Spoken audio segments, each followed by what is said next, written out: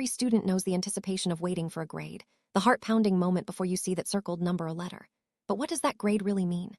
For over a century, grades have been a core part of education, intended to measure learning, track progress, and motivate improvement. Yet over time, they've grown into something much bigger, a symbol of identity, competition, and even self-worth. For some, grades define success. For others, they bring stress. Are grades meant to motivate us, provide feedback, or simply compare us to others?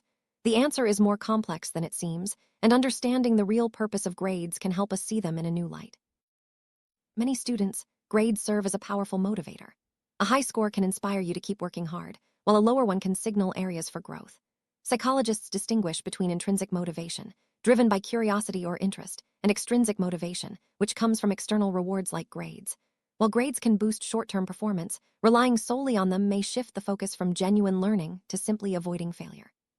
On the other hand, grades are also meant to be feedback, helping you identify strengths and weaknesses. When paired with detailed comments, grades become tools for growth, guiding you to improve over time. However, without context, grades can be misleading and progress may go unnoticed.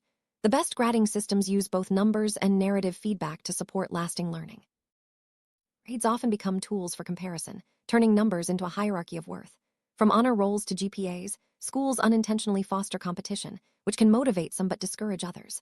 When grades are seen as a contest, collaboration fades and students may hide knowledge to protect their standing.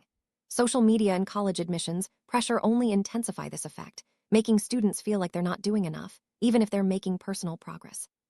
It's important to remember that everyone's academic journey is unique. A B+ might represent huge growth for one student, while another earns an A with ease. Grades should reflect learning, not just comparison, but as long as they're tied to rewards and opportunities, competition will shape how students view themselves. Grades don't just measure knowledge, they affect emotions and identity. Many students equate their grades with intelligence or self-worth, leading to anxiety or disappointment when results fall short. Psychologists call this the fixed mindset problem, where abilities are seen as unchangeable.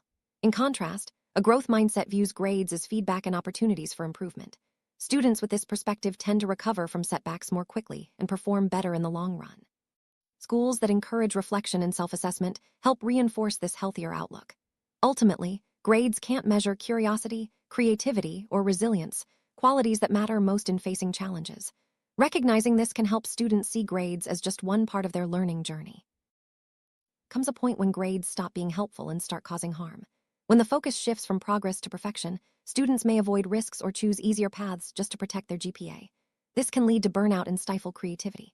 Some educators are experimenting with alternative grading models, like mastery-based learning or narrative feedback, to make learning more personalized and less stressful. The real question isn't whether grades should exist, but how we use them. Are they guiding students toward mastery or simply measuring conformity? If we treat grades as mirrors for reflection rather than labels of worth, they can become tools for genuine learning and growth.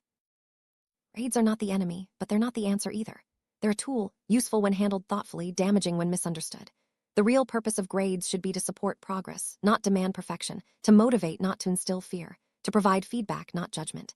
Your grade doesn't define your potential, it only measures a moment in your learning journey.